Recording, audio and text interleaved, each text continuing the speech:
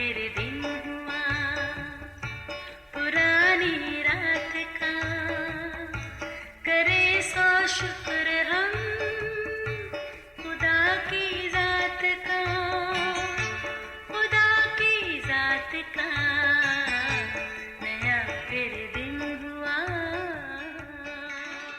آج کی آیت، اور تو ان کو اپنی اولاد کے ذہن نشین کرنا اور گھر بیٹھے اور راہ چلتے اور لیٹتے اور اٹھتے وقت ان کا ذکر کیا کرنا۔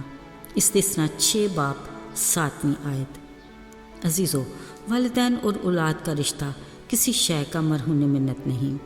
نظام زندگی میں خواہ کتنے ہی انقلاب کیوں نہ آ جائیں، مگر باپ کی شفقت کا سائبان اور ماں کی ممتا کی ٹھنڈی ہواؤں کا سکون اپنی جگہ قائم و دائم رہا۔ پر ان سے جڑی اولاد کی تعمیر کی بنیاد فقط تربیت ہے۔ دیکھنا یہ ہے کہ اس تربیت کا معیار ہے کیا۔ یاد رہے کہ بچے کی پہلی درسگاہ ماں کی گود ہے۔ جس طرح کسی بھی شے کی ورتھ کا اندازہ فیکٹری میں نکل کر مارکیٹ میں اس کی ڈیمانڈ پر ہوتا ہے، کچھ ایسے ہی ماں کی درسگاہ سے تربیت یافتہ بچہ جب اپنی عملی زندگی میں باہر قدم رکھتا ہے تو اس کی حرکات و سکنات، لب و لہجہ، رویہ اور سلوک اس کے تربیت کے معیار کی عکاسی کرتا ہے۔ عزیزو، ذرا سوچئے آج ہم اپنے بچوں کی پرورش و تربیت کے لیے کیسے کیسے لوازمات اور کس طرح کا ماحول فراہم کر رہے ہیں۔ چلیے ذرا ایک ماں کی درسگاہ کا جائزہ لیتے ہیں۔ عزیزو، ہزاروں سال پہلے مصر کے بادشاہ فرعون نے اپنے ملک میں بسنے والے عبرانیوں کے لیے ایک حکم نامہ جاری کیا کہ ان کے ہاں پیدا ہونے والے لڑکوں کو مار دیا جائے۔ اصل میں انہیں ڈر تھا کہ یہ غلام عبرانی تعداد میں بڑھ کر ان کے لیے خطرہ نہ بن جائیں۔ ایسے حالات میں ایک لاوی گھرانے میں بیٹا پیدا ہوا۔ اب بادشاہ کا حکم ان کے لیے ایک کڑا امتحان اور بڑی آزمائش تھی۔ پھر اس سے بچنے کے لیے منصوبہ بندی کی گئی۔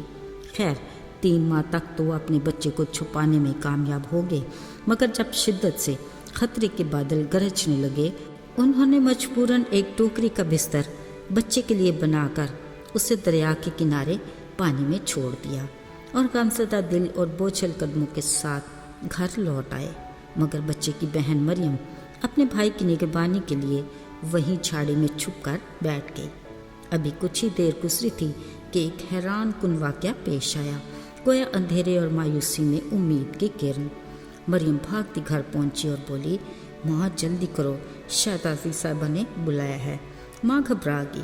شہزادی صاحبہ نے؟ خیر تو ہے؟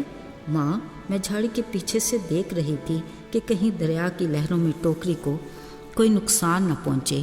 اچانک میں نے شہزادی کو اپنی سہیلیوں کے ساتھ ادھر آتے دیکھا۔ اس نے ٹوکری کو دیکھا، پھر سہیلیوں سے کچھ کہا اور ٹوکری کو پانی سے نکال لیا۔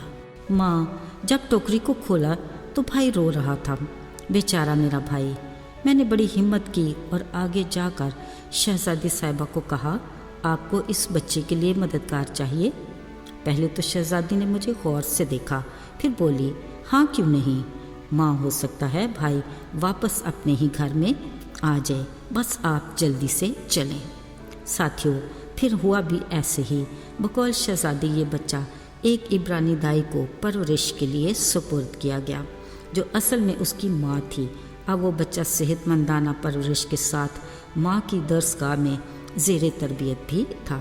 جب وہ بچہ شہزادی کے حکم کے مطابق واپس محل میں پہنچایا گیا، تب تک وہ خود کی پہچان، اپنی قوم اور خدا کو بھرپور جاننے کے ساتھ ایک مضبوط اعصاب اور کردار کا مالک بھی بن چکا تھا۔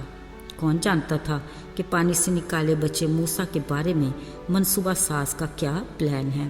جب خدا کے حکم سے اس کے منصوبے کو عملی جامہ پہنانے کا وقت آیا تو بلا تعمل اس شہزادے نے اپنی عیش کی زندگی اور محل کو خیر آباد کہہ دیا اور ثابت قدمی سے اس راہ پر چلنے لگا جو خدا نے اس کے لیے چنا تھا۔ وہ بڑی دلیری سے اسرائیل قوم کو مصر کے بادشاہ فرعون کی غلامی سے نکال لایا اور 40 سال تک اپنی قوم کے ساتھ بیابان میں محو سفر رہا۔ اس دوران اس نے کئی نشیب و فراز دیکھے۔ بلا شبہ وہ باصلاحیت، بہادر اور ایک عظیم لیڈر ثابت ہوا۔ بڑی ہمت حوصلے کے ساتھ خدا کا وفادار رہا۔ یہ سب اس کی ماں کی تربیت کی بدولت تھا۔ کہ اس نے خدا کی مرضی کو جانا اور اپنی قوم کے ساتھ ثابت قدمی سے چلتا رہا۔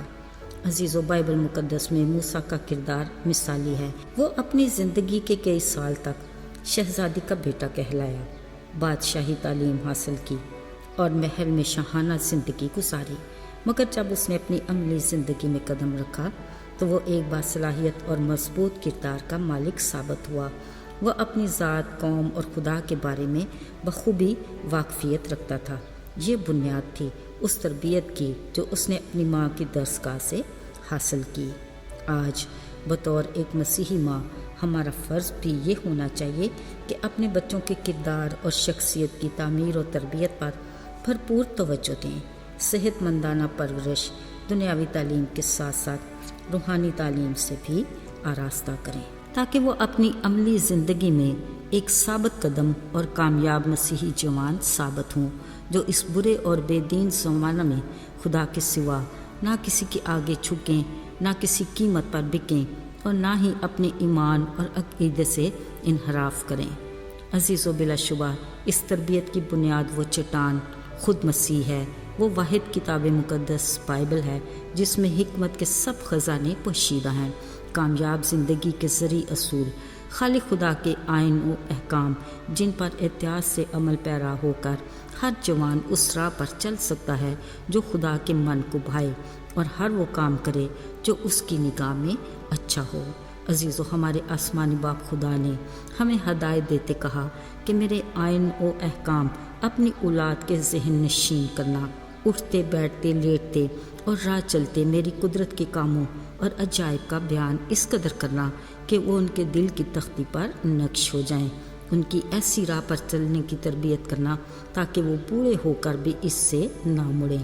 میرے کلام کے مطابق تعلیم اور تربیت اور تادیب کرتے وقت اگر چھڑی کی ضرورت بھی پڑے تو دریغ نہ کرنا۔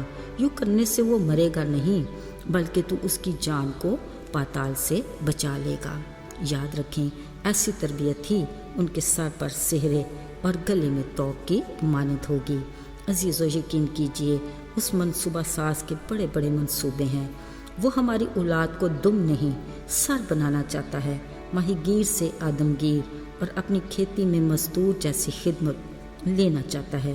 وہ اپنے اس عظیم مشن کی تکمیل میں شامل کرنا چاہتا ہے جس میں اس نے فرمایا، جاؤ دنیا میں میرے نام کا پرچار کرو، آسمان کی بادشاہی کی منادی کرو اور باپ، بیٹے اور روح القدس کے نام سے بپتسمہ دو۔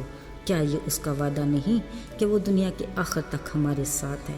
عزیزو، ہر ماں کا یہ اولین فرض ہے کہ اپنے بچوں کے بارے میں خدا کے منصوبوں کی تکمیل میں اپنی ذمہ داری کو بڑے احسن طریقے سے سر انجام دے۔ آئیے دعا کریں۔ اے آسمانی باپ، تیرے بڑے رحم اور فضل کے لیے ہم تیرے شکر گزار ہیں جو تو نے ہر والدین کو اولاد جیسی نعمت عطا کی۔ توفیق دے کہ ہم تیرے حکم کے مطابق اولاد کی تربیت میں اپنی ذمہ داری کو پورا کر سکیں۔ یسوع کے پاک اور مبارک نام میں آمین۔